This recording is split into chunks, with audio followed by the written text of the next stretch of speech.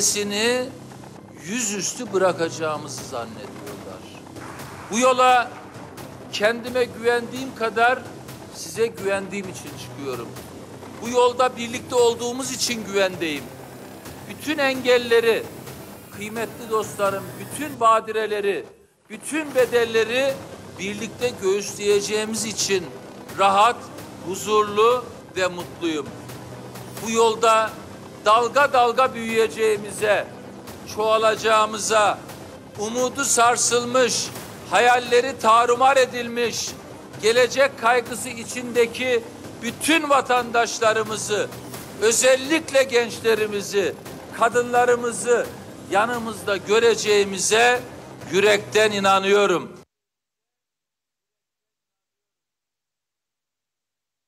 Tertemiz hayaller kuran gençlerin umuduna yenileceksiniz. Evladının geleceği için dertlenen annelerin duasına yenileceksiniz. Abisine, ablasına zulmettiğiniz o küçük kardeşlerin gözyaşlarına yenileceksiniz. Yoksulluğun bittiği, adaletin hakim olduğu bir Türkiye isteyen milyonların azimli, kararlı, cesur mücadelesine yenileceksiniz. Çünkü biz güçlüyüz, biz haklıyız, biz kazanacağız, siz yenileceksiniz.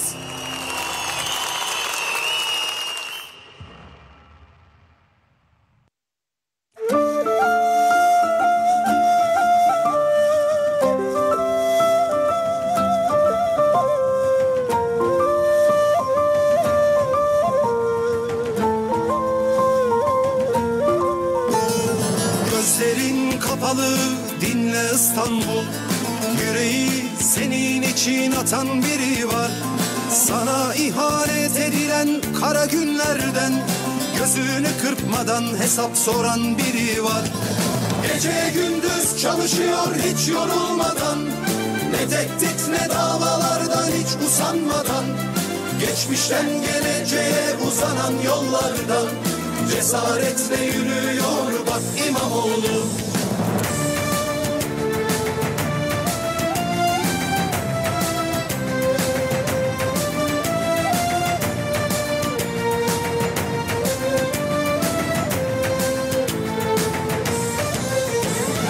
Yeditepe'li şehirde bir Nazım gibi gözlerini kapatmış bir Orhan Veli. Dün bir tepeden bakan Beyatlı gibi İstanbul'un aşığı bak İmamoğlu. Gece gündüz çalışıyor hiç yorulmadan, ne tehdit ne davalardan hiç usanmadan, geçmişten geleceğe uzanan yollardan cesaretle yürüyor bak İmamoğlu. Yolumuz uzun, heyecanımız yüksek, gençliğimiz var, gençliğimiz var. Biz adalete savaş, demokrasiye inancı tam, Türk gençliğiyiz.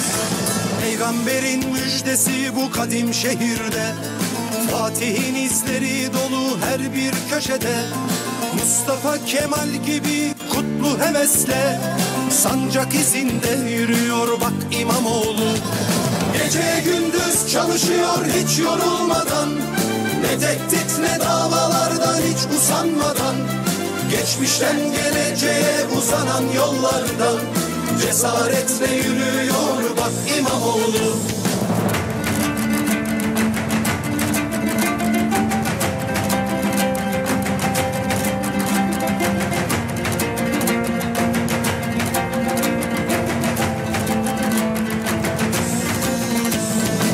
Unutmadığı millete ettiği yemini, şehri İstanbul'un şehremini, 16 milyonun helal hakkını hakkıyla temsil ediyor bak İmamoğlu. Gece gündüz çalışıyor hiç yorulmadan, ne tehdit ne davalardan hiç usanmadan, geçmişten geleceğe uzanan yollardan cesaretle yürüyor bak İmamoğlu. Gece gündüz çalışıyor hiç yorulmadan, ne tehdit ne davalardan hiç usanmadan, geçmişten geleceğe uzanan yollardan cesaretle yürüyor bak İmamoğlu. Ekrem İmamoğlu. Ezelden beridir hür yaşadım, hür yaşarım. Hangi çılgın bana zincir vuracakmış şaşarım. Kükremiş sel gibiyim, bendimi siner aşarım. Yırtarım dağları, enginlere sığmam, taşarım. 5 dava değil 25 dava açsınlar. O sandık kurulacak. Bu savaşı bana değil, milletin iradesine açan bu akla karşı kazanacağım. Milletin hakkını millete vereceğiz. Namus ve şeref sözü veriyorum ki ben bu savaşı kazanacağım. Bu savaşı kazanacağım. Bu savaşı kazanacağım. Allah şahit. Hodri meydan. Hodri meydan.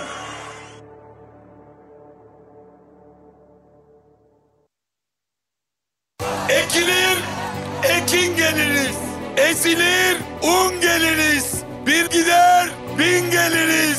Bizi vurmak kurtuluş mu? Bizi ezmek kurtuluş mu? Bir Ekrem gideriz, bin Ekrem geliriz. Bizi ezmek kurtuluş mu? Biz bir santim eğilmeyiz, bir adım geri atmayız. Bir kelime eksik konuşmayız. Çünkü biliriz ki biz bir santim eğilirsek bunlar bu millete diz çöktürürler. Diz çökmeyeceğiz. Teslim olmayacağız. Asla sinmeyeceğiz. Ve eninde sonunda biz kazanacağız. Biz kazanacağız. Türkiye kazanacak.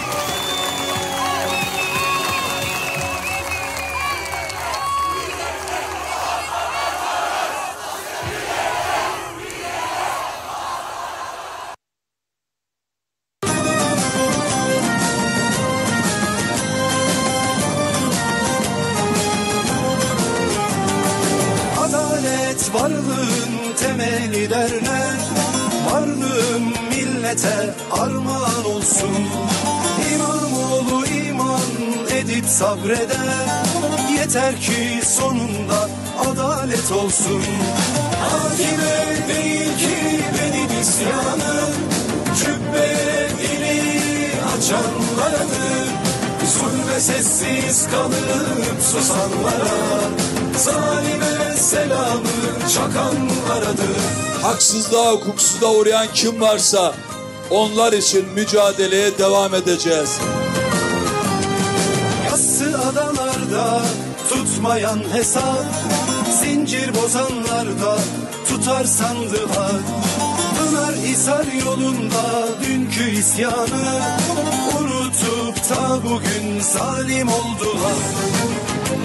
Bu kardeşiniz bu yola çıkmıştır. Asla vazgeçmeyecek, asla. Bir sultanın kadim sözleri gibi kalsın benim davam, divana kalsın. Ardında dağ gibi milletim varken zalim o zulmüyle kendine yansın. Hakime değil ki benim isyanım, cübbeye ini açanlaradır. Zulme sessiz kalıp susanlara, zalime selamı çakanlaradır.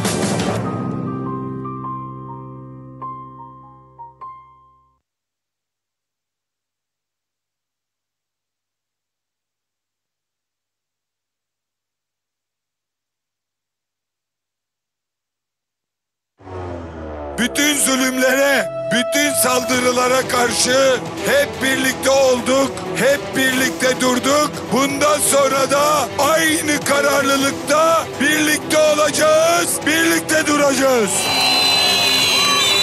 Cumhuriyet Halk Partisi olarak önümüzde durursanız, millete kafa tutarsanız, arkadaşlarımızı haksız yere içeride tutarsanız bizden çekeceğiniz var, göreceğiniz var.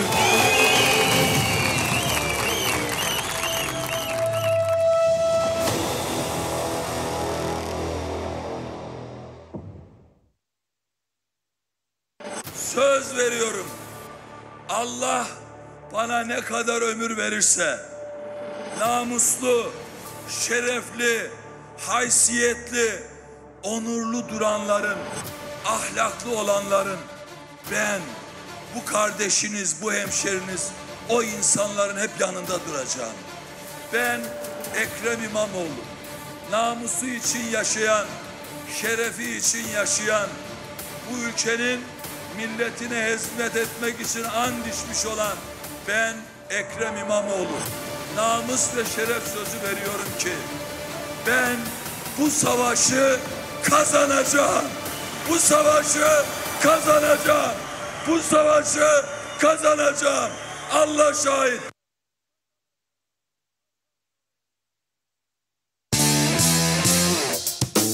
Halep oradaysa Arşın da buradadır. Yine kazanacağız, daha büyük kazanacağız. Bizim tek bir gücümüz var, milletimiz. Milletimiz. Yazılmışsa yanlış ferman, son söz gelir elbet halktan. Ok fırladı artık yaydan, Ekrem burada, hodri meydan hey. Ekrem burada, hodri meydan hey. Halep orada, arşın burada, kulluk etme dön vicdana. Yanlış hesap döner Bağdat'tan, Ekrem burada, hodri meydan hey. Ekrem burada, hodri meydan hey. Haksızlığa dilsiz şeytan, olmayız korkarız haktan. Güneş doğar hep ufuktan, Ekrem burada, hodri meydan hey. Ekrem burada, hodri meydan hey. Hey. Hey. Ayarı bozdun kantar, gün gelir seni de tartar. Çekin mazlumun ahından, Ekrem burada, hodri meydan hey. Ekrem burada, hodri meydan hey.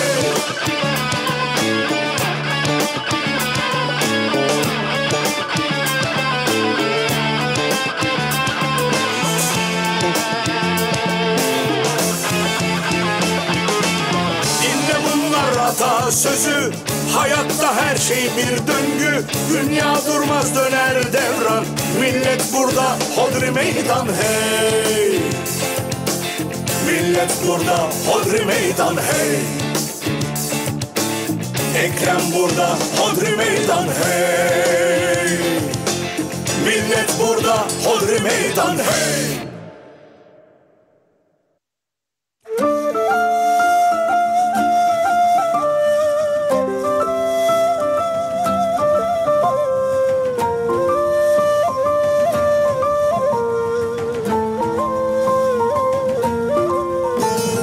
Gözlerin kapalı, dinle İstanbul. Yüreği senin için atan biri var. Sana ihanet edilen kara günlerden gözünü kırpmadan hesap soran biri var. Gece gündüz çalışıyor hiç yorulmadan, ne tehdit ne davalardan hiç usanmadan. Geçmişten geleceğe uzanan yollardan cesaretle yürüyor bak İmamoğlu. Sevgili Amasyalılar, gençlik kortejimiz Gençlik Kolları Genel Başkanımız Cem Aydın öncülüğünde alana giriş yapmıştır. Merhabalar sevgili Amasyalılar. Demokrasi için, adalet için, özgür ve güzel bir Türkiye için adım adım Anadolu'yu, Türkiye'yi dolaşıyor Genel Başkanımız Sayın Özgür Özel. Bugün Cumhuriyet'in temellerinin atıldığı topraklarda, Amasya'da Genel Başkanımız Özgür Özel.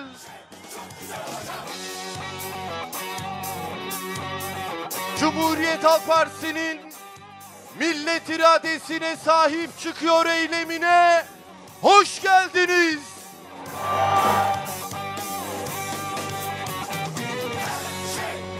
Nasılsınız sevgili Amasyalılar, iyi misiniz? İyi misiniz? İyi misiniz? Tutuklu belediye başkanlarımızı yanınızda istiyor musunuz? İstiyor musunuz? Cumhurbaşkanı adayımız Ekrem İmamoğlu'nu yanınızda istiyor musunuz? İstiyor musunuz?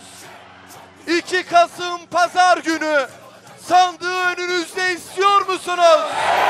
İstiyor musunuz? Kurtuluş yok tek başına. Ya hep beraber, ya hep beraber, ya hep beraber. Sevgili Amasyalılar, aramızda Cumhuriyet Halk Partisi'nin çok kıymetli genel başkan yardımcılarını, milletvekillerini, parti meclis üyelerimizi, Yüksek Disiplin Kurulu üyelerimizi, komşu illerimizin kıymetli il başkanlarını görüyorum. Hoş geldiniz diyorum.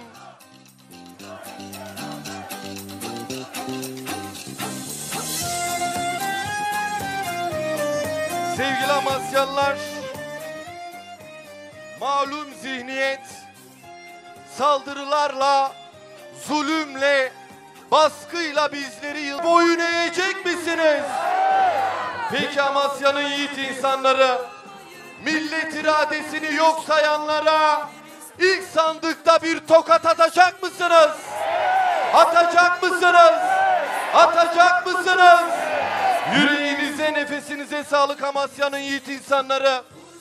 Sizleri Türkiye Cumhuriyeti'nin kurucusu, yol göstericimiz Gazi Mustafa Kemal Atatürk, silah arkadaşlarıyla tüm aziz şehitlerimizin manevi huzurunda saygı duruşuna, ardından İstiklal Marşımızı okumaya davet ediyorum.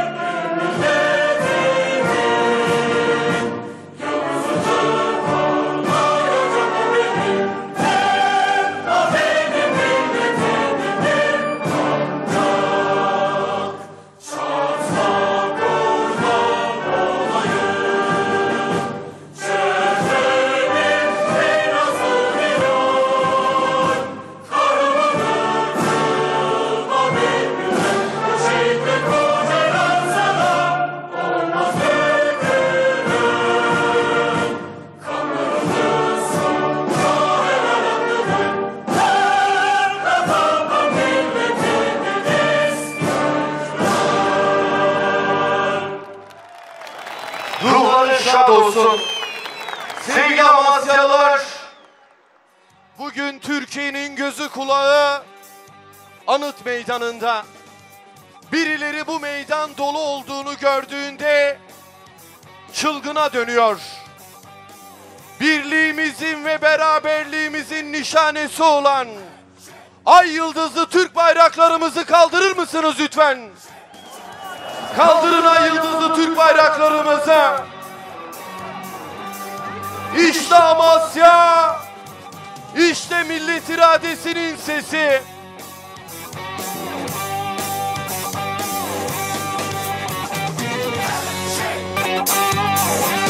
Sevgili Amasyalılar, sizlerin helal oylarıyla göreve getirdiğiniz Amasya'mızın ilçe belediye başkanlarını anons ediyorum.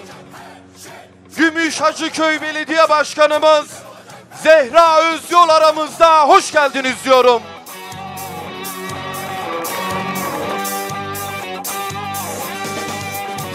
Merzifon Belediye Başkanımız Alp Karga aramızda, hoş geldiniz diyorum. Taşova Belediye Başkanımız Ömer Özalp aramızda, hoş geldiniz diyorum.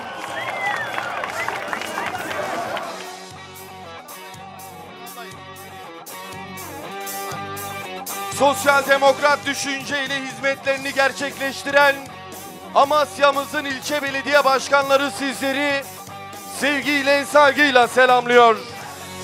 Çok güzel olacak her şey, çok güzel olacak her şey, çok güzel olacak her şey, çok güzel olacak. Sevgili dostlar, bana ulaşan bir bilgiyi sizlerle paylaşmak istiyorum. Silivri zindanlarında tutsak edilen Cumhurbaşkanı adayımız Sayın Ekrem İmamoğlu şu an Silivri'den Anıt Meydanı'nda gerçekleştirdiğimiz millet iradesine sahip çıkıyor eylemini izliyor. Selam olsun Silivri zindanlarında tutsak edilen Cumhurbaşkanı adayımız Ekrem İmamoğlu'na. Selam olsun seçilmiş belediye başkanlarımıza. Selam olsun önceki milletvekillerimize. Selam olsun Fatih Altaylı'ya. Muhteşem gözüküyorsunuz. Harika gözüküyorsunuz. Kendinizi kocaman alkışlar mısınız lütfen? Alkışlayın kendinizi kocaman. Avuçlarınız patlarcasına alkışlayın.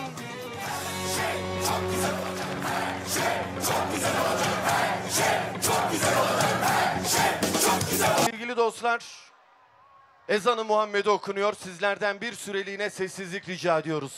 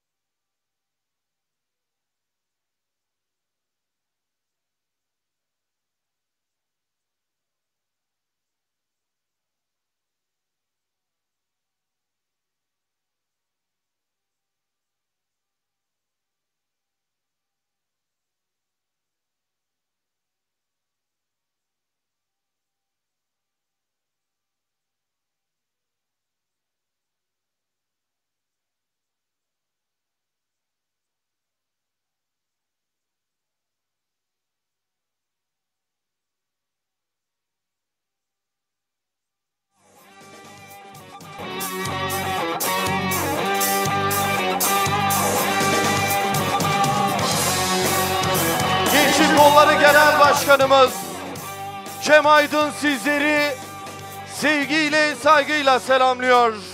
Her şey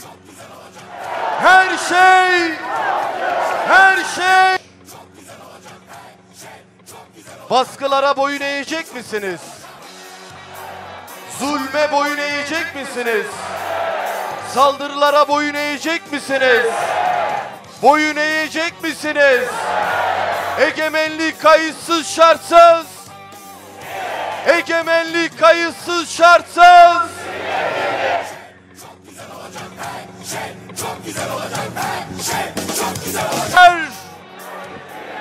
Ya hep beraber, ya hep beraber bayraklarımızı, pankartlarımızı, flamalarımızı kaldırır mısınız?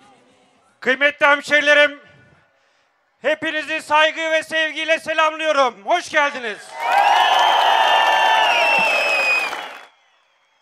Sayın Genel Başkanım, Kurtuluş'un ve Kuruluş'un kenti Amasya'ya, Osmanlı'ya birçok şehzade yetiştirmiş Amasya'ya, Mustafa Kemal Atatürk'e, bütün Amasya emrinizdedir diyen Amasya'ya hoş geldiniz, sefalar getirdiniz.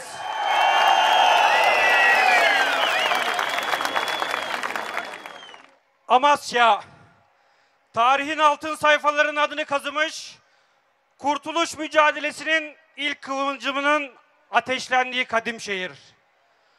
Ulu Önderimiz Gazi Mustafa Kemal Atatürk'ün milletin bağımsızlığını yine milletin azim ve kararı kurtaracaktır sözleriyle ulusal iradeye çağrıda bulunduğu bu topraklar sadece geçmişimizin değil, geleceğimizin de rotasını çizen mihenk taşıdır. Amasya, cesaretin, kararlılığın ve özgürlüğün tutkusunun adıdır. Bu mirasa ve Amasya'nın şanlı geçmişine layık olmak sorumluluğuyla aynı heyecan ve inançla çalışıyor. Halkımızın umudunu ve yarının Türkiye'si için emaneti yarınlara taşıyoruz. Bugün burada sadece belediye başkanlarımızı değil, halkın iradesini, sandığın onurunu, demokrasinin kalbini savunmak için toplandık. Unutmayalım ki bu ülkede görev yapan her belediye başkanı halkın oylarıyla seçilmiş, millete hizmet etmek için göreve gelmiştir. Eğer bir irade gasp ediliyorsa bu sadece bir kişiye değil, milyonların oyuna, milyonların onuruna yapılmış bir müdahaledir. Bu bir adalet meselesidir, bu bir hukuk meselesidir, bu bir demokrasi meselesidir. Tutuklamalarla, gözdağlarıyla halkın sesini kesebileceğini zannedenler bilsinler ki susmayacağız.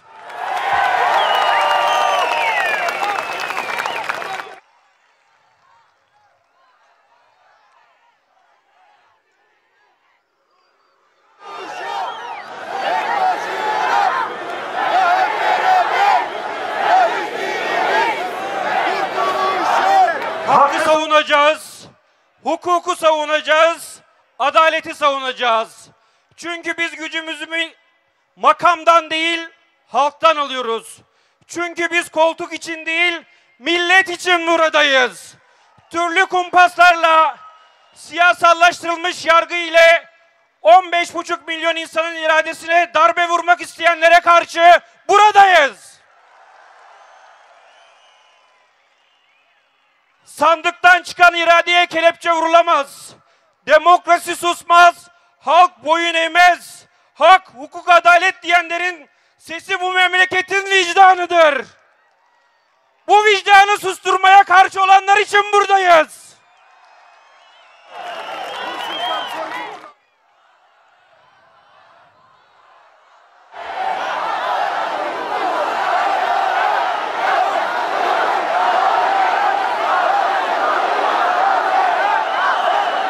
Barış içinde, dirençle, dayanışmayla buradayız.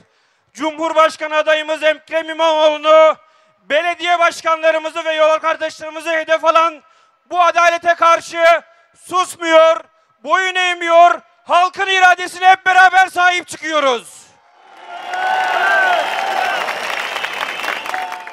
Genel Başkanımız Sayın Özgür Özel'in liderliğinde Türkiye'nin dört bir yanında büyüyen değişim rüzgarı inanıyoruz ki Amasya'dan daha da kuvvetli esecektir. Sayın Genel Başkanım, biz hazırız, Amasya hazır, Türkiye hazır ve şunu haykırıyoruz: yaşasın halkın iradesi, yaşasın. Bizler bugün Amasya'dan sesimizi yükseltiyoruz ve diyoruz ki adayımızı yanımıza, sandığı önümüze istiyoruz ve bir an evvel erken seçim istiyoruz. Bir an evvel.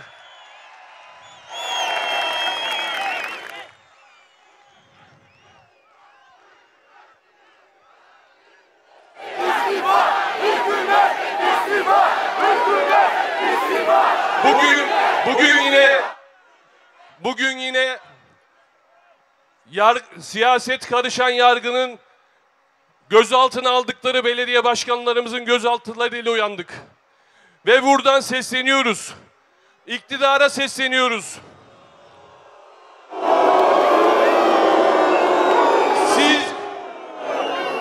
Siz ne yaparsanız yapın, biz tek kişi kalana kadar yine mücadelemize devam edeceğiz.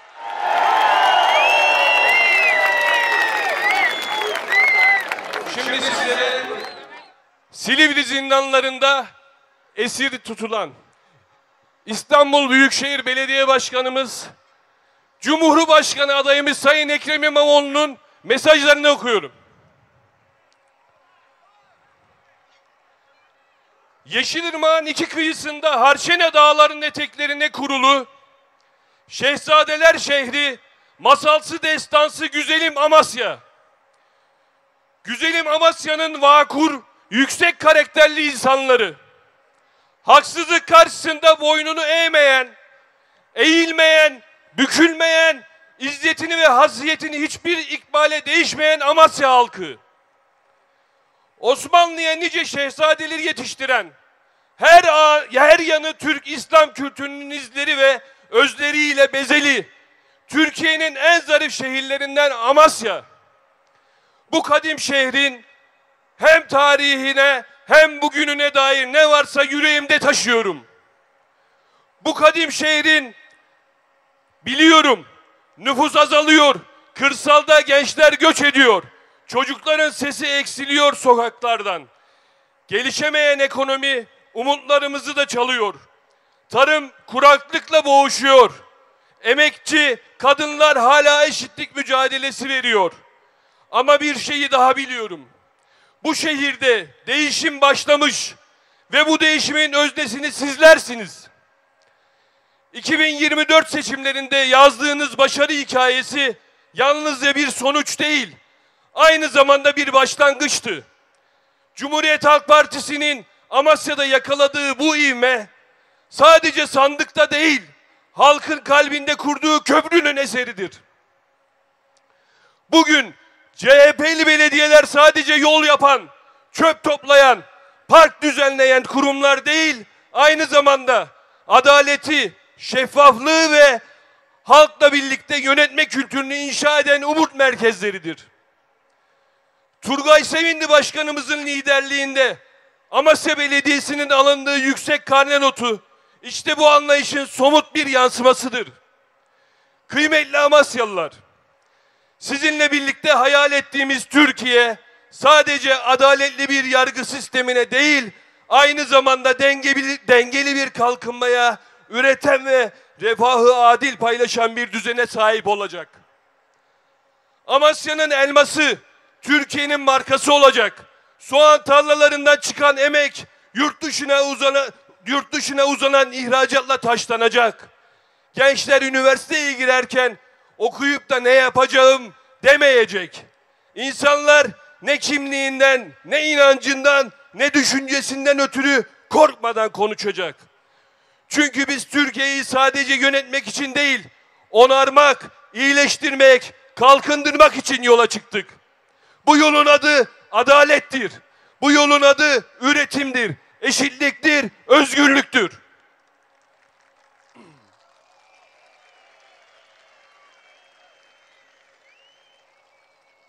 Ben özgürlüğünden yoksun bırakılmış bir kardeşiniz olarak yazıyorum. Bu satırları Ama inanın ruhum özgür. Çünkü biliyorum ki dışarıda, Amasya'da ve Türkiye'nin dört bir yanında milyonlarca yürekli insan sadece benim değil, hepinizin özgürlüğü için mücadele ediyor. Biliyorum ki bu meydanda toplanan her biriniz umut ve geleceğin arkasında duruyorsunuz. Ve unutmayın, Amasya'da yazılan her değişim hikayesi Türkiye'nin dönüşümüne ilham olur. Tıpkı 1919'da olduğu gibi. Bu karanlık geçecek. Bu ülke yeniden nefes alacak. Ve biz o güzel günleri birlikte inşa edeceğiz. Çünkü siz varsınız, çünkü biz varız. Yolunuz açık, vicdanınız diri, umudunuz güçlü olsun. Ekrem İmamoğlu, Silivri Cezaevi. Her şey çok... Her şey kurtuluş yok tek başına. Ya hep beraber ya hiçbirimiz. Hepinize sevgiler, saygılar sunuyorum. Amasya İl Başkanımız İlker Küpe çok teşekkür ediyoruz. Sevgili Amasyalılar, ben sizleri daha fazla bekletmeden şimdi buraya, huzurlarınıza 19 Mart darbesine karşı durarak milyonlarla birlikte meydanlarda mücadele eden Türkiye'nin korkusuz, kararlı ve cesur lideri Cumhuriyet Halk Partisi'nin Genel Başkanı Özgür Özel'i davet. Canım Amasya, tarihi kadim, insanı yiğit Amasya, memleketim Manisa gibi şehzadeler kenti Amasya. Hepinize merhaba, hepiniz hoş geldiniz.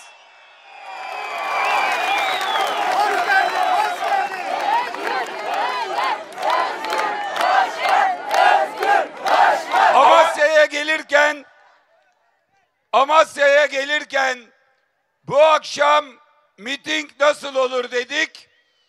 Şimdi bakıyorum buraya, Amasya'dan bir kişi daha mitinge gelse nerede duracak yer kalmamış. Hepiniz hoş geldiniz.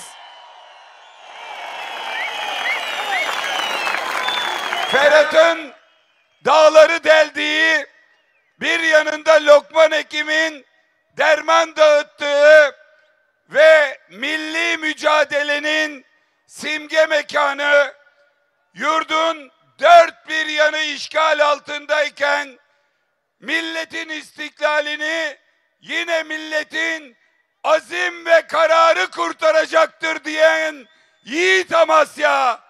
Hepinize merhaba.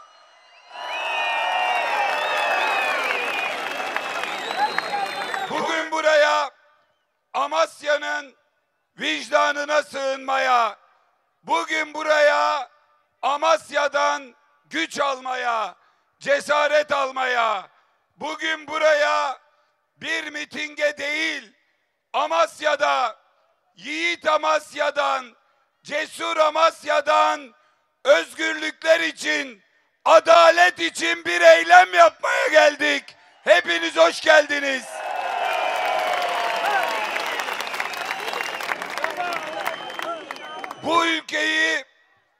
Bu ülkeyi korkmayanlar kurtardı. Bu cumhuriyeti korkmayanlar kurdu. Bu içinde bulunduğumuz durumdan da bu ülkeyi korkmayanlar, sizler kurtaracaksınız.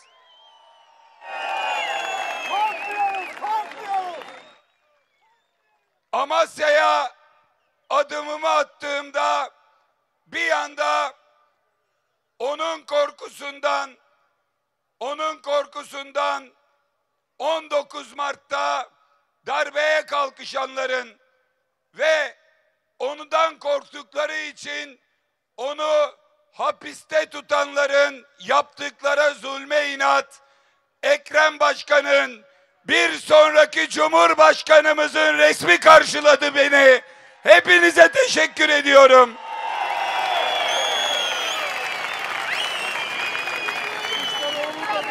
Ve bu meydana gelince Cumhuriyet tarihinde belediyeler seçimle belirlenmeye başlandığı günden sonra ilk kez memleketin Manisa'da belediyeyi kazanan, gönüllere taht kuran, geçirdiği kazayla bütün Türkiye'yi korkutan, sonra da vefatıyla yasa boğan Ferdi kardeşim beni karşıladı. Hepinize teşekkür ediyorum.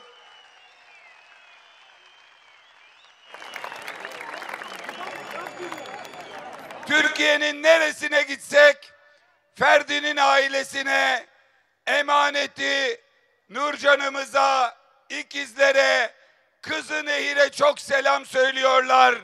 Ben de buradan Amasya'dan bütün Türkiye'ye, Türkiye'nin vicdanlı insanlarına sizin şahsınızda bir kez daha teşekkür ediyorum. Bugün bu mitingin bundan önce yaptığımız 30 mitingden bir farkı var. Bugün sabah bir kara güne uyandık. Birazdan konuşacağız. Ve bugün sabah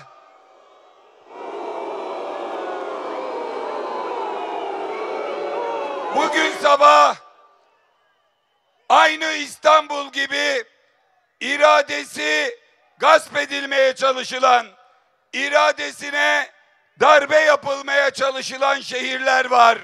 İşte şimdi bu Amasya'daki bu muhteşem mitingi, bu gece mitingini sadece Amasya Meydanı değil, tıklım tıklım meydanlarıyla bu mitingi Adıyaman izliyor, Adana izliyor, Antalya izliyor.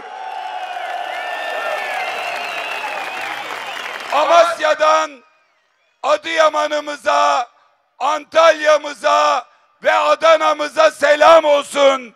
Biriz, birlikteyiz, dayanışma içindeyiz. Hiç şüphe yok. Antalya'ya bundan önce çok kez geldim. Ama bugün burada Antalya'da sizin karşınızda dururken 1963 ve 77 seçimlerinden sonra Amasya'yı tam 47 yıl sonra Turgay Sevindi kardeşimin kazanmasının mutluluğu içindeyim. Kendisini kutluyorum. Hepinize ayrı ayrı teşekkür ediyorum. Gümüşhane'yi 3. kez kazanan Zehra Özyol'a, Merzifon'u 3. kez kazanan başkanım Alp Kargı'ya ve Taşova'yı aynı Amasya gibi 47 yıl sonra kazanan Ömer Azalp'e teşekkür ediyorum. Taşova'ya, Gümüşhacıköy'e ve Merzifon'a buradan selamlarımı, sevgilerimi ve teşekkürlerimi iletiyorum.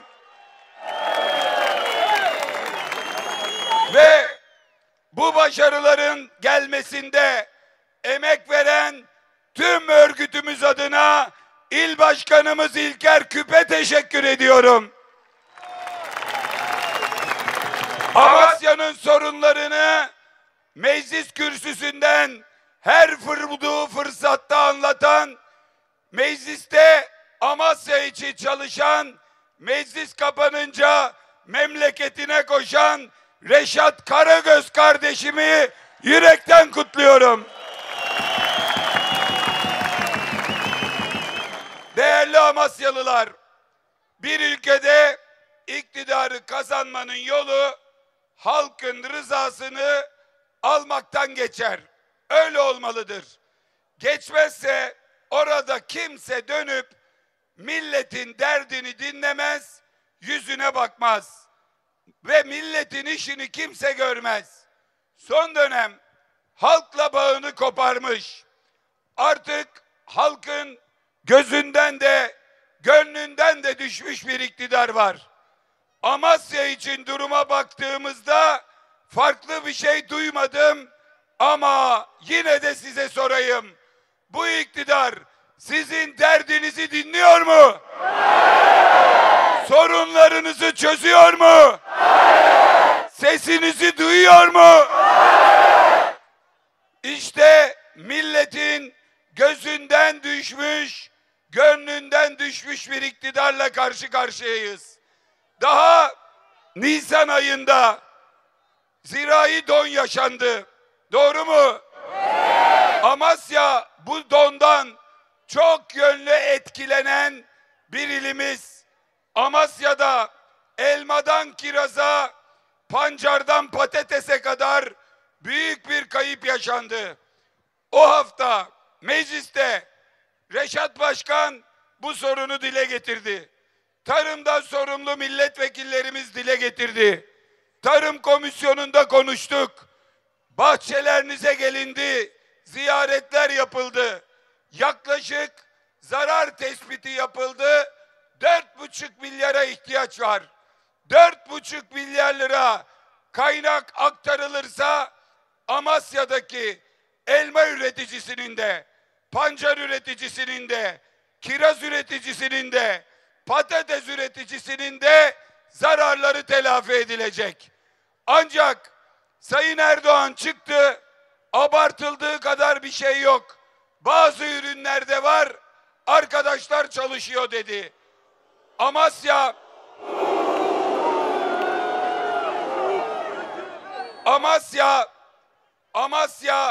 görmezden gelindi.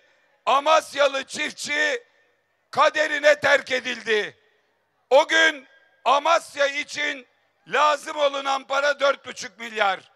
Oysa 19 Mart darbesini yapmak, Ekrem İmamoğlu'nu görevinden uzaklaştırmak, İstanbul'dan koparmak ve bunun karşılığında düşen borsayı toparlamak, artan faizi dizginlemek, çıldıran doları durdurmak, dışarı giderken dolar alanlara daha fazla dolar yükselmesin diye rezerv satmak için ve daha pek çok maliyetiyle bize bunun maliyeti 6 trilyon lira oldu. Amasyalı çiftçinin ihtiyaç duyduğu paranın tam 1333 katı.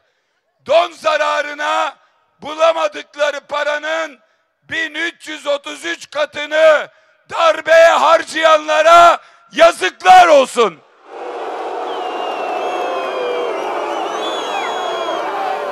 Burada bu meydana koşan, gelen, bizimle birlikte tepkilerini yükseltenlere değil, dışarıdan bizi dinleyen, televizyonlarından dinleyen, yarın eşinden dostundan duyacak olan Amasyalı AK Partililere söylüyorum, MHP'lilere söylüyorum.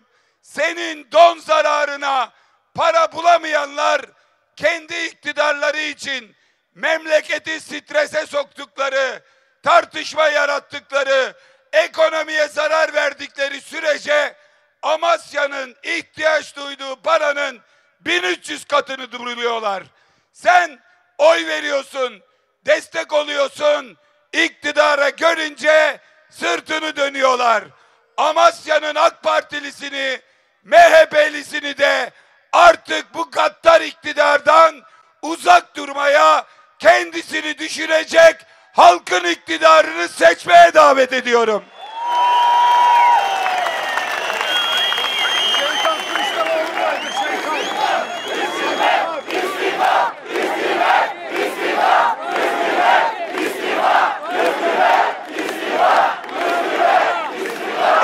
Oturup doğru konuşalım. Amasya, Osmanlı'da sağlığın başkentlerinden biri. Fatih Sultan Mehmet bu şehre Darüşşifa açmış. Ama bu iktidar Amasya'yı unuttu. Devlet hastanesinin durumu içler acısı. Koy yolları kötü, ambulanslar zorlanıyor. Ciddi bir hastalık varsa Amasya mutlaka civar kentlere gitmek zorunda ve sizi sağlığınızdan edenler şimdi 2 yılda istiyorlar ki yeni hastane açacağız diye. Amasya'da Yeşilırmak'la birleşen Tersakan çayı var. Etrafını zehirliyor. Sanayi tesisleri içine zehir akıtıyor. Kanalizasyon karışıyor. Karadeniz'in en kirli çayı, Amasyalıların çocukken yüzdüğü Tersakan çayı, balık tuttuğu ve tuttuğu balığı yediği çayda bugün sadece sinekler yaşayabiliyor. Yapılması gereken hiçbir şeyi yapmayanlar, Karadeniz'in en berbat çayı noktasına Tersakan çayını getirenler maalesef Amasya'ya ve Amasya'nın tarihten gelen bu doğal güzelliğine büyük kötülük yapıyorlar. Yıl 2025. Amasya'da halen daha cep telefonlarının çekmediği köyler var. Koca Amasya'da sulama altyapısı yok. İklim krizi yüzünden Türkiye büyük bir kuraklığa doğru giderken Amasya çaresiz bırakılıyor. Üretici diyor ki 2 yıl boyunca ürün almamız zor ve bu yapılanların hepsi Amasya'nın sahipsiz bırakılmasından dolayı. Amasya'yı bu hale getirenlere, Amasya'yı unutanlara, Amasya'nın tarımını, ticaretini, turizmini bu hale getirenlere Amasya'nın elbette söyleyecek bir sözü var. O sandık gelecek ve siz bunun hesabını soracak mısınız? Bunun için sandığın gelmesi lazım. Demokrasi sandıkta kimi istiyorsan getirdiğin, istemiyorsan götürdüğün bir süreçtir. Bakın Amasyalılar zamanında Ekrem Başkan'ın resimlerini yasakladılar. İsmini yasakladılar. Sesini yasakladılar. Milletvekillerimiz gitti. Önce köprüden Ekrem Başkan'ın ismini yazdı. Sonra Türkiye'nin dört bir yanında Ekrem Başkan'a özgürlük sloganları atıldı. Avrupa'da, dünyada bunu gördük. Şimdi bütün Türkiye Amasya'nın dağlarında Ekrem İmamoğlu'na özgürlük yazısını görüyor. Gençlik seninle yazıyor. İmamoğlu'na özgürlük yazıyor. Bütün Amasya'dan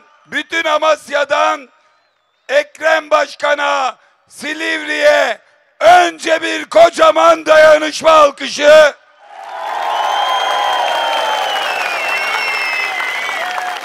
Kusura bakmayın, bu Merzifon'dan duyulmuş olabilir ama Silivri'den duyulmuş olamaz. Silivri'den duyulacak bir alkış alayım Ekrem Başkan'a.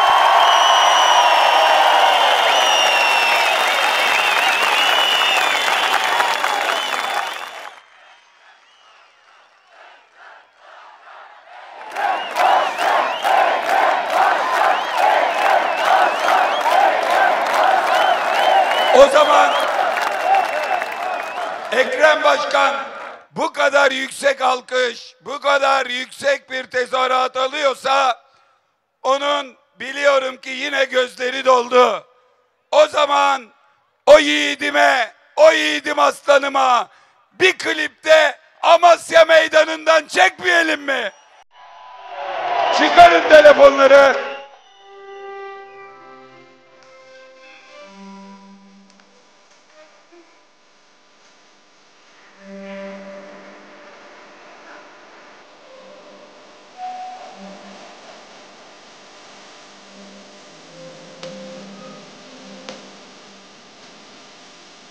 İl başkanının, milletvekilinin, belediye başkanının eşleri. CHP'de öyle sınıf erkekler olmaz, eşleri buraya bekliyoruz.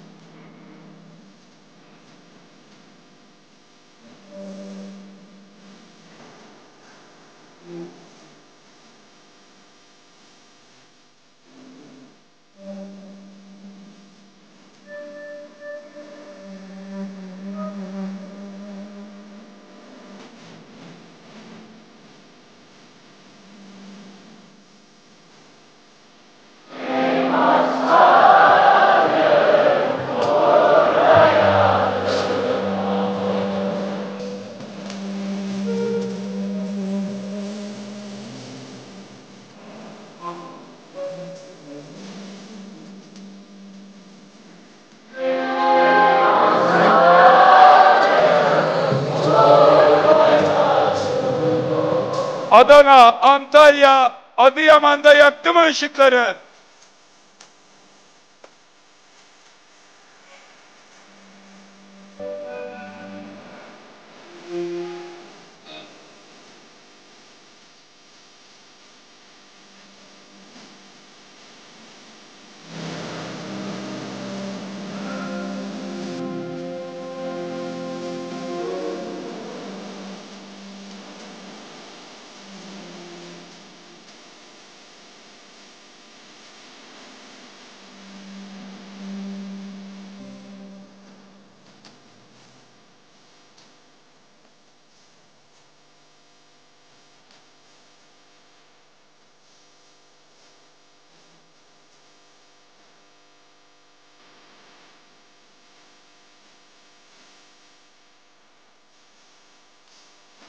Uçan balonları salıyor arkadaşlar. Satın aldılar, hepsini salıyor Amasyalılar teker teker. Çocuklarından ayrı, bütün annelerin, babalardan çocuklarına gitsin bu balonlar.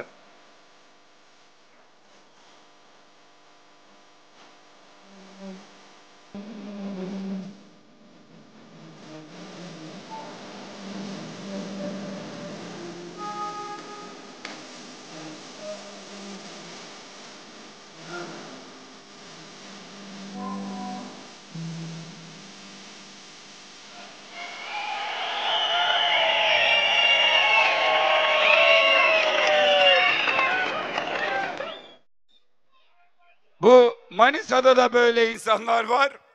Amasya'da da böyle insanlar var. Gidiyorlar uçan baloncunun yanına teker teker parasını veriyorlar. Uçan balonları havaya saldırıyorlar. Anasından babasından ayrı çocuklar için. Yürekten bir alkış. Hepsine teşekkür ediyorum.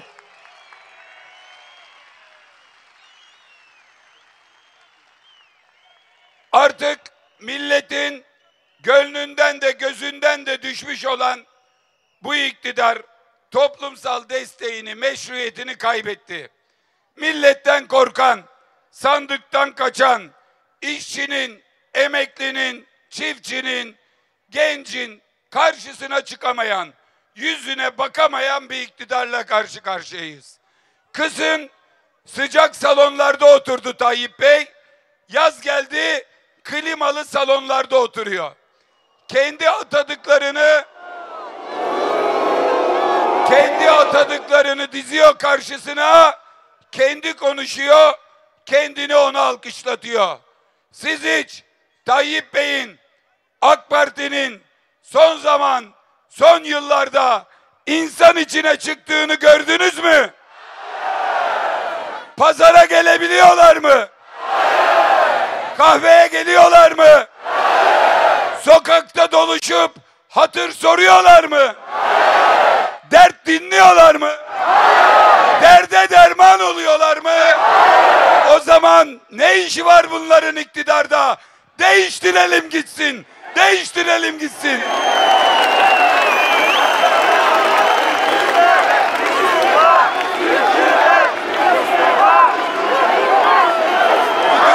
Bir durun. Karışık oldu. Şimdi biraz önce Ekrem Başkan'ın en sevdiği şarkıyı harikulade bir korodan dinledik. Ekrem Başkan'ın en sevdiği şarkıyı bütün yiğitlerimiz için. Şimdi Tayyip Bey'in aynı korodan en korktuğu şarkıyı dinliyoruz. Hükümet! İstifa! Hükümet! İstifa! Hükümet! İstifa! Hükümet! İstifa! Hükümet! İstifa! Hükümet! İstifa! Hükümet! İstifa! Hükümet! Bir şöyle yapalım. Bu eskiden böyleydi. Ama şimdi hükümetin adı var, kendi yok. İstifa ediyor, edemiyor. Uygun görürse ediyor. Her şey bir kişinin ağzından çıkıyor. Her şey onun dolma kaleminden. Yani istifa edecekse hükümete gerek yok. Erdoğan! İstifa! Erdoğan! İstifa! Erdoğan! İstifa! Erdoğan!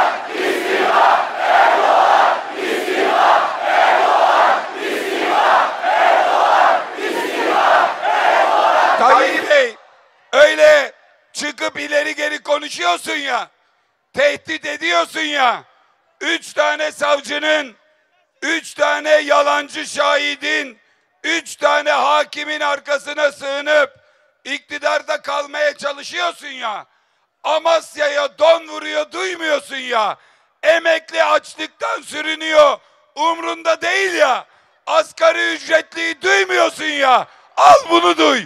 Erdoğan!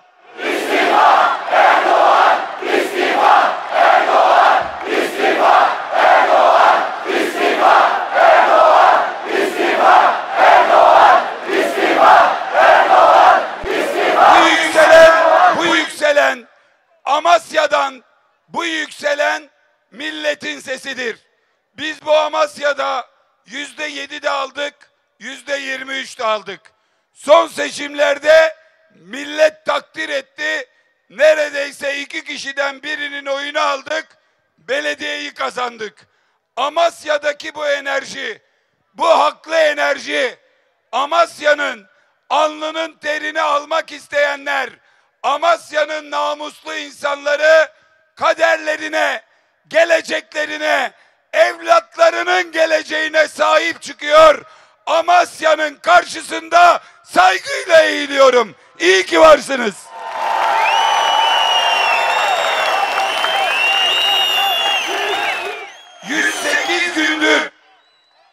...108 gündür arkadaşlarımız tutuklu. 19 Mart günü darbeye kalkıştılar. O gün İstanbul'u Saraçhane'ye çağırdık. Önce 100 bin, 250 bin, 500 bin, gece mitinglerinde 1 milyonu aştık. Maltepe'ye geçtik, Anadolu'ya geçtik. 2,2 milyonla İstanbul'dan vedalaştık. Çıktık Samsun'dan başlayarak Anadolu'yu gezmeye. Ne Yozgat bıraktık, ne Van. Mersin'e de gittik, Konya'ya da. Trakya'ya da dolaştık, Anadolu'ya da. Bugün geldik Amasya'ya. Ama gördüğümüz şudur ki, millet iradesine, seçtiğine sahip çıkıyor. Ama bir anda milli iradeyi yargı darbesiyle hapsetmeye, onu gasp etmeye çalışanlar var. Egemenlik milletindir. Egemenliği milletten alıp, bunu Amasya'da söylüyorum, bunu Amasya Tamimi'nin okunduğu yerde söylüyorum. Egemenliği milletten alıp yargıya devretmek isteyenler, yargı eliyle dizayn yapmak isteyenler ve millete kafa tutmak isteyenler var. Millet diyor ki İstanbul'u Ekrem yönetecek, savcı diyor olmaz. Millet diyor ki Adana'yı Zeydan yönetecek, savcı diyor olmaz. Millet diyor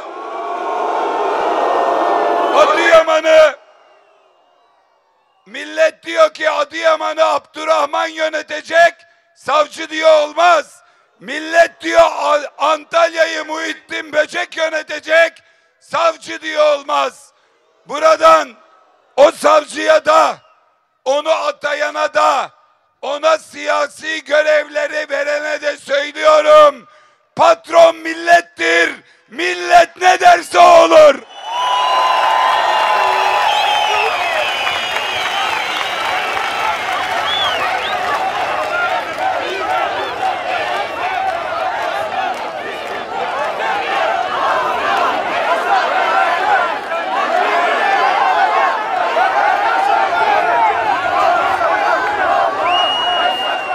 Değerli Amasyalılar, Zeydan Karalar, Adanalıların Adana gibi başkan dediği, Adana'daki her görüşten kişinin oy verdiği, yanında durduğu, abisi, evladı gibi sevdiği birisi.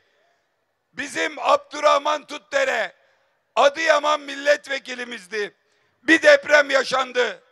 Deprem olduğunda kendi abisini, yengesini, 5 yaşında bebeği elleriyle gömdü, duasını yaptı, enkazların başına koştu.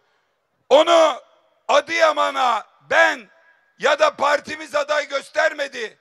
Adıyaman'a onu Türkçe ve Kürtçe ağıt yakan analar, küçücük çocuklar, her siyasi görüşten onun insanlığına şahit olanlar gösterdi. Onlar ağlaya ağlaya istediler. Abdurrahman'ı biz öyle verdik Adıyaman'a. Antalya'da Muhittin Böcek. Tarihte kimse 2 kere üst üste kazanamamış. Antalya Büyükşehir'i 2 kere üst üste kazanan, tam 26 yıldır Yörüklerin gururu olan belde belediye başkanlığı, ilçe belediye başkanlığı, büyükşehir belediye başkanlığı yapan pırıl pırıl bir ismi. Bunların hepsini bir kefeye koyuyorlar. Aziz İhsan Aktaş diye tam anlamıyla bir suç makinasını, suç örgütü liderini alıp ifade verdirip hepsine iftira attırıp dışarı salıyorlar. Şöyle düşünün. Ben demedim Aziz İhsan Aktaş'a bundan 100 gün önce savcı suç örgütü lideri dedi. Bu adam çıkmış itirafçı olacağım, iftiracı olacağım demiş. Bakın, kimlerle çalıştığı sorulduğunda AK Partili söyleyince geç onu, MHP'li söyleyince geç onu diyor. CHP ile ilişkisini anlatırken eşeliyor, deşeliyor. Sonra bu ifadeyle çıkamazsın diyor. Ya ne olacak? Benim dediğim gibi ifade verirsen olacak diyor. Bakın bu itirafçı dedikleri, iftiracı, bizim arkadaşlarımıza attığı yalanın arkasını bir kenarını dolduramazken diğer taraftan bakın bakalım Aziz İhsan Aktaş kimlerle çalışıyor?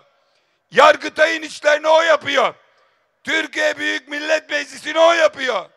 Devlet hava meydanlarını, elektrik dağıtım şirketlerini, Türk Hava Yolları'nı, Pamukkale ve Uludağ Üniversitesi'ni, farklı illerdeki 20 tane şehir hastanesini, devlet hastanesini, AK Partili, Trabzon, Kocaeli, Kahramanmaraş, Ordu büyükşehir belediyeleri, Elazığ, Isparta il belediyeleri, Türkiye genelinde 40'tan fazla ilçe belediyesini AK Parti yönetirken Balıkesir'le Şanlıurfa'yı ve şimdi onlardan aldığımız Afyon'u, Kilis'i, Yozgat'ı, Uşak'ı AK Parti döneminde bu adam çöplerini topluyor, hizmetini, ihalesini bu kazanıyor.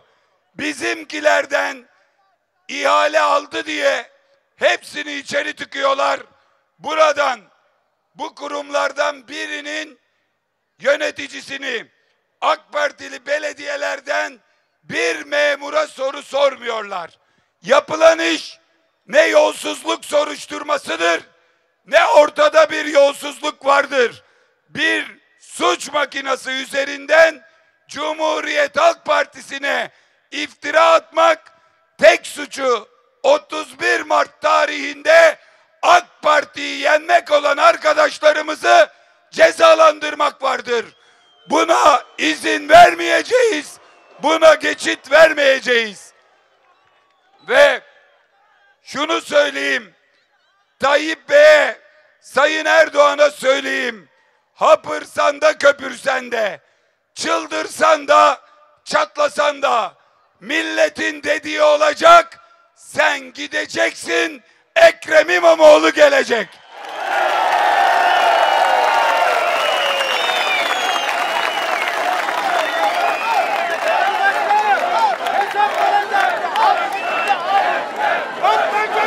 Şuradan bütün samimiyetimle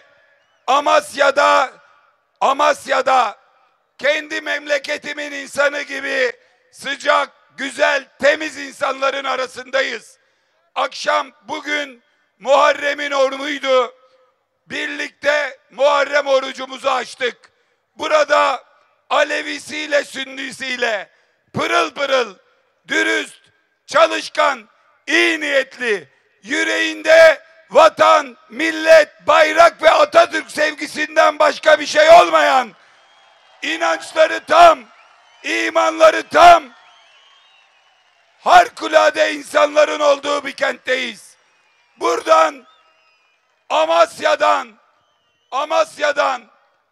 Amasyalıların gözünün içine baka baka, televizyondan ekranları içinde olan herkesin gözünün içine baka baka söylüyorum. Bu Tayyip Bey 100 gün önce dedi ki 110 gün önce bir ay içinde insan içine çıkamayacaklar, birbirlerinin yüzüne, evlatlarının, ailelerinin gözüne bakamayacaklar. Buradan açıkça ilan ediyorum. Amasya'da bugün 10 binler insan içine çıktılar, bu meydana geldiler. Onların gözünün içine baka baka söylüyorum. Türkiye'nin gözünün içine baka baka söylüyorum. Tek bir delil yoktur. İftira çoktur. Arkadaşlarımız masumdur. Tarih bizi haklı çıkaracak. Biz temiziz. Siz yalancısınız, iftiracısınız.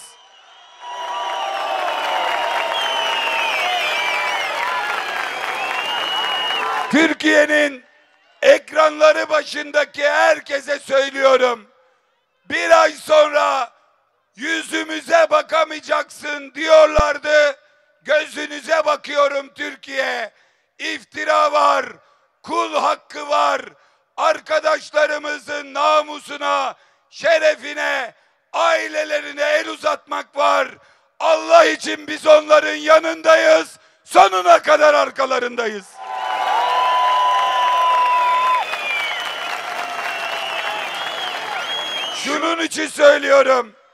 Şunun için söylüyorum. Artık Türkiye bir yol ayrımındadır. Tüm muhalefet, sadece muhalefet değil, tüm siyaset tehdit altındadır. Bir avuç insan bu ülkeyi vesayetle yönetmeye niyet etmişlerdir.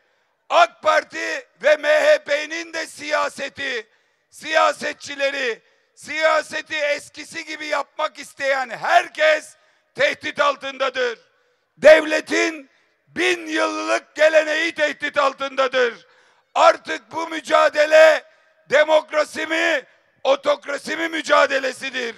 Bu mücadele sandığa sahip çıkma mücadelesidir. Herkes tarihteki yerini doğru almalıdır.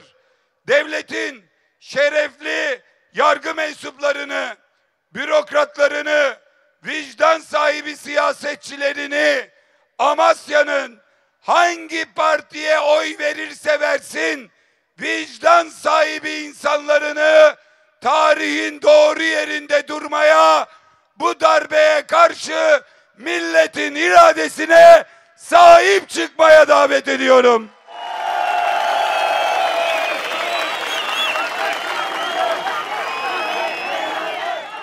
Ve buradan büyük bir cesaret ve kararlılıkla şunu söylüyorum ki bugün tertemiz başkanlarımızı almışlar, hükümsüzdür.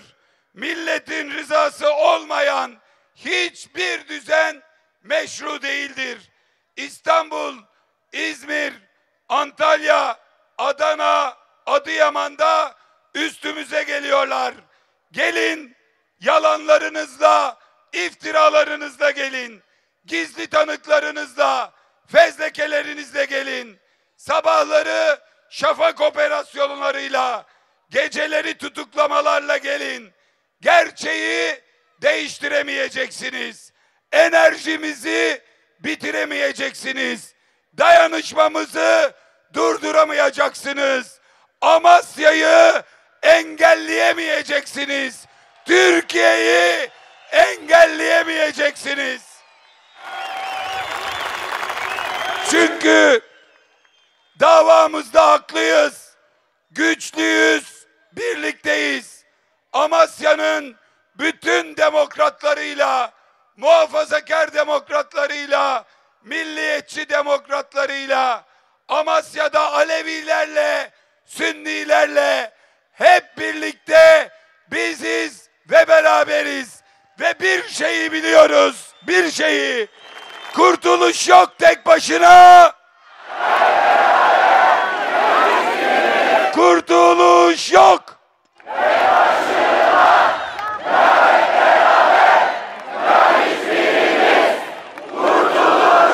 Bunun müziği yok mu arabada? Bazı yerde yiğidim aslanım çalıyoruz.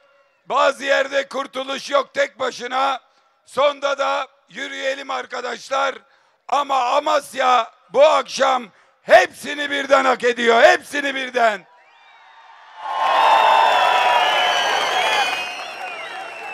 Diyorlar ki ya bu sosyal demokratlar, bu demokratlar hakikaten değişik adamlar.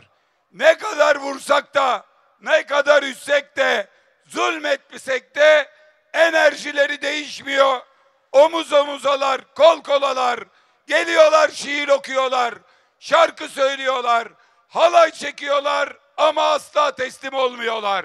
Evet, bu otobüs bütün Türkiye'yi geziyor, gezmeye de devam edecek. Sonuç alana dek, arkadaşlarımız kurtulana dek, memleket kurtulana dek bu otobüs durmayacak.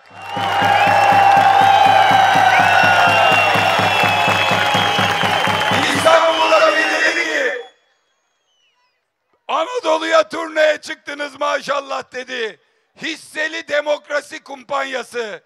Gerçekten öyle ve burası demokrasinin hisselere bölündüğü yerdir.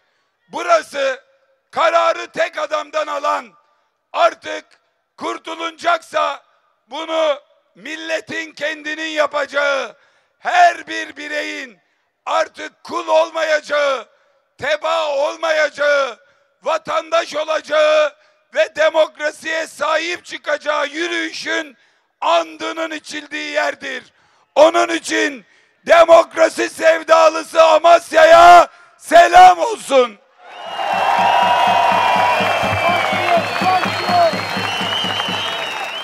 Birileri Amasya'nın bu iyi niyeti bir yana, birileri kendi hırsları için bu millete cephe aldılar. Parti kurdular, eyvallah baş tacı. 23 yıl seçime girdiler, kazandılar, eyvallah baş tacı. Başbakan oldular, bakan oldular, meclis başkanı oldular, cumhurbaşkanı oldular. Millet oy verdi, millet saygı duydu. Biz 47 yıl birinci parti olamadık, 47 yıl boyunca öf demedik. Kusuru millette, Amasya'da, Anadolu'da değil, kendimizde aradık. Gün geldi, baraj altı kaldık ama darbeye kalkışmadık. Gün oldu, rakibimize darbe yaptılar. Onlardan önce meclise, demokrasiye sahip çıktık. Ama bunlar bırakın bizim gibi 47 yılı, seçimlere 47 ay vardı. Bırakın 47 ayı, 47 gün buna katlanmadılar, tahammül etmediler, olgunluk göstermediler. Bir siyasi partinin, bir siyasi hareketin demokrat olup olmadığına kazandığı gece değil, kaybettiği gece bakacaksın. Burada kazanınca övünen ama kaybedince millete kafa tutanlara demokrat denmez, onlara hazımsız denir. 50 sene kaybetmişiz, 50 sene öf dememişiz. 50 sene kaybetmişiz, millete bir şey dememişiz. Ama çatlasanız da patlasanız da artık millet 31 Mart'ta kararını vermiş, bugüne kadar da getirmiş. bundan sonra da sonunu getirecek. Övünerek söylüyorum ki Gazi Mustafa Kemal Atatürk'ün partisi Türkiye'nin birinci partisi.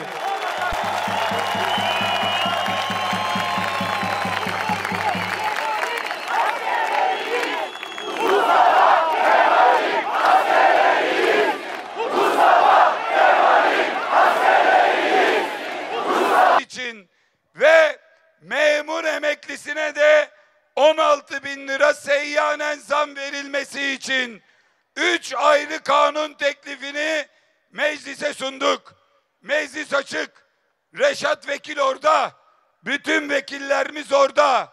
Diyorlar ki 15'inden sonra biz gideceğiz. Tatile gideceğiz. Nereye gidiyorsun? Millet bu haldeyken, emekli 16.000 lirayla sürünmekteyken, asgari ücret 22.000 lirayla açlık sınırının altındayken ve memur emeklisi seyyanen zam beklerken 600.000 kamu çalışanı çerçeve sözleşmeyi beklerken nereye gidiyorsun? Denize gideceğim. Tuzlu suya gireceğim. Buradan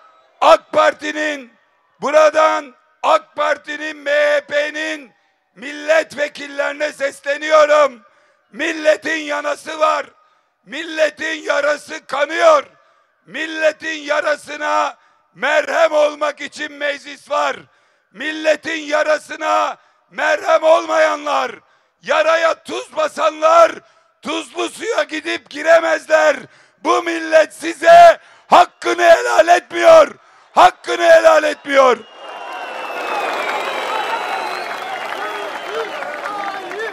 Bir darbe yaptılar. Biraz önce söyledim. 150 milyar dolar, 6 trilyon lira. Asgari ücret 30.000 lira olsun diyorum. Kaynak yok diyorlar. Darbeye harcadıkları para gerekli işveren desteğinin tam 120 katı. Yani biz asgari ücret artsın diyoruz ya. Şu çay ocağında, yanındaki reklamcıda, yanındaki esnafta, büfede çalışan arkadaşa 22.000 lira değil de 30.000 lira versin diyoruz. Ama bu esnafa yük olmasın diye 6.500 lira işveren desteği verelim diyoruz. İşte bu işveren desteklerinin toplamının tam 120 katını darbe için yaktılar. Emekliye verdikleri zammın 150 katını darbe için yaktılar. Çiftçiye verdikleri 5 yıllık, bir de değil 5 yıllık desteğin 17 katını darbe için yaktılar. 6 Şubat'ta deprem oldu. Asrın felaketi dediler. 100 milyara mal oldu. 1,5 katını, 150 milyar doları darbe için yaktılar. Bunun için artık para yok diyene karnımız tok bu yalanlara diyeceğiz. Bu parayla 86 milyonun hepimizin cebinden 70'er bin lira çaldılar. Hepimizden 10'ar çeyrek altın aldılar. Millet bu parayı alamadığı zamla, iğneden ipliğe gelen zamla, doğalgaza, benzine, akaryakıta gelen zamlarla ödüyor. Bu parayla işsize iş, açsıza aş bulunabilir. Bu parayla Türkiye ayağa kaldırılabilir. 13 milyon işsize 40'ar bin lira maaş bağlanabilir. 6 milyon yoksul aileye 83'er bin lira maaş bağlanabilir. 2,3 milyon çiftçinin bankalara tüm borçları kapanabilir. Aynı anda 1,7 milyon üniversite öğrencisine 3 değil 83 bin lira para verilebilir. Ailesine bile bakması sağlanabilir. Böyle büyük bir parayı darbeye harcayıp vatandaşa bulamayanlar ama işlerine geldiğinde zevk içinde, sefa içinde, keyif içinde yaşayanlar var. Bu ülkenin Cumhurbaşkanı'nın emrinde dünyanın en pahalı 2 tane limuzin Mercedes'i var. 1500 odalı sarayda saniyede bir asgari ücret parası harcıyorlar. Bu ülkenin Cumhurbaşkanı'nın emrinde 14 uçak var. Bir tanesi uçan saray, dünyanın en lüks uçağı. 7 tane var, biri bunda. Ama ne yok? Yangın söndürme uçağı yok. Canım Ege'nin, vatanın dört bir tarafının ormanları cayır cayır yanarken uçak yetmiyor, helikopter yetmiyor, ekipman yetmiyor. Orman Genel Müdürlüğü'nün kahraman çalışanlarının sayısı yetmiyor. Ormanlar cayır cayır yanıyor. Ormandaki canlar yanıyor. Ama AK Parti sadece seyrediyor. AK Parti döneminde orman yangınları son 10 yılın ortalamasının bile bugün 2 kat üzerine çıktı. AK Parti'nin varlığı ne kadınlara, ne çocuklara, ne işsizlere, ne gençlere, ne emekliye, ne asgari ücretliye, ne ormana ve ormanda yaşayan canlara iyi gelmiyor. AK Parti'den kurtulmanın zamanı geldi, çoktan geçiyor, çoktan geçiyor.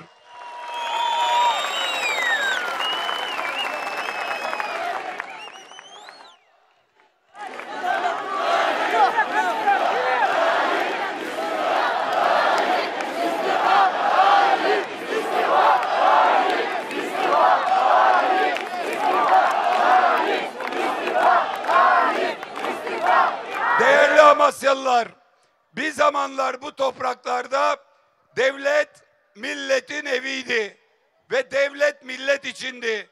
Mahkemeler millet adına karar verir, okullar çocuklara karınca kararınca ama eşit hizmet sunardı. Hastanenin kapıları herkese eşit açıktı. Birilerine özel hastanelere enayi tedaviler, birilerine aylar sonrasına randevular yoktu. O evin anahtarlarını aldılar, çaldılar, millete bu kapıları kapattılar.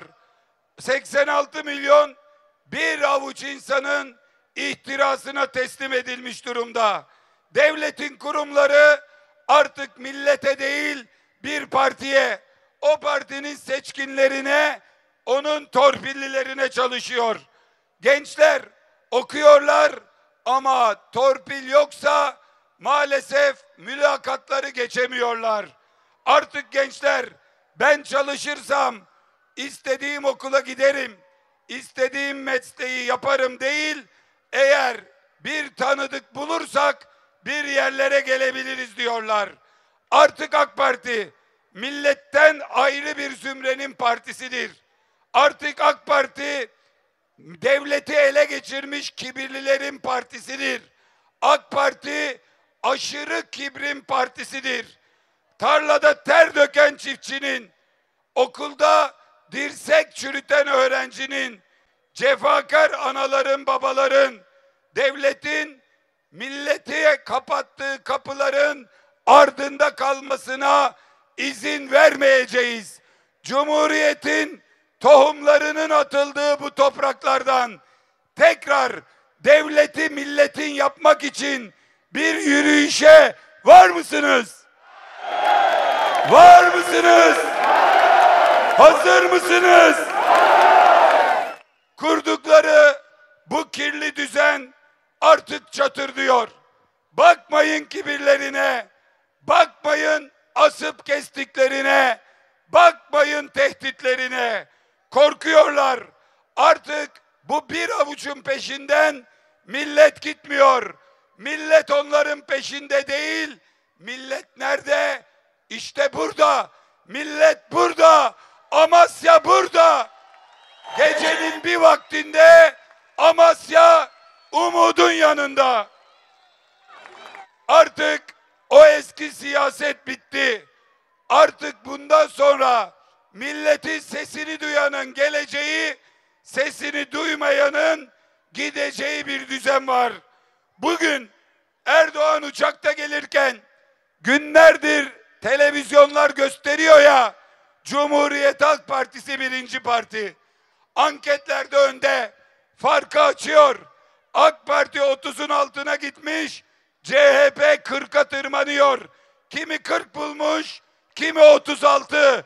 Ama Cumhuriyet Halk Partisi Türkiye'nin birinci partisi. İşte bunu hazmedemeyince kendine soru sordurmuş. Cevaplıyor. Onlar kadar biz de anket yaptırıyoruz. CHP birinci değil, eşitiz, hatta öndeyiz diyor. Buradan Erdoğan'a sesleniyorum. Amasya'dan sesleniyorum. Sen birinci parti olsan takla ata ata, parende ata ata sandığa gidersin. Hodri meydan! Hodri meydan!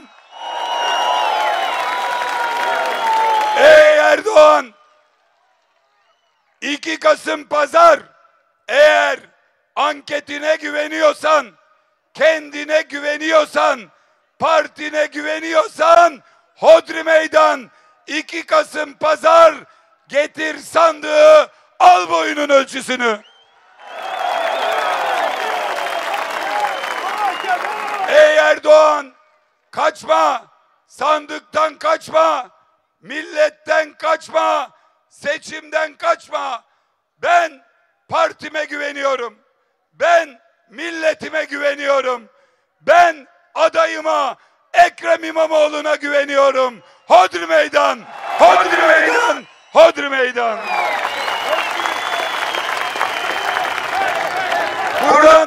Buradan Erdoğan'a bir seslenelim mi? Ey Erdoğan! Ben milletim. Ben milli iradeyim. Ben ne dersem o olur. Adayımı yanımda, sandığı önümde istiyorum. 3 Kasım gelecek, 2 Kasım gelecek. 3 Kasım'da gidenler, 3 Kasım'da gelenler, 2 Kasım'da gidecekler. Milletin yüzü gülecek. Bunu Amasya'dan bütün Türkiye'ye haykırıyoruz. 2 Kasım Pazar Türkiye'nin kurtuluş günüdür.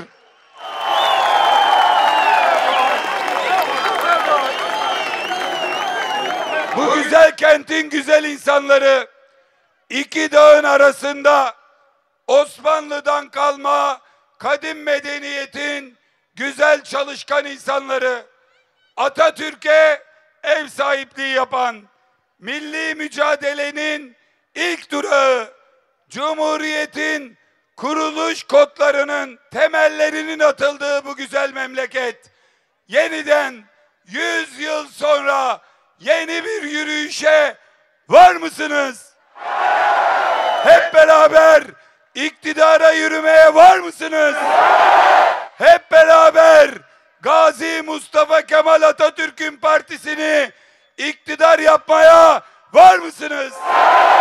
Bu yolu birlikte yürümeye var mısınız? O zaman yürüyelim arkadaşlar.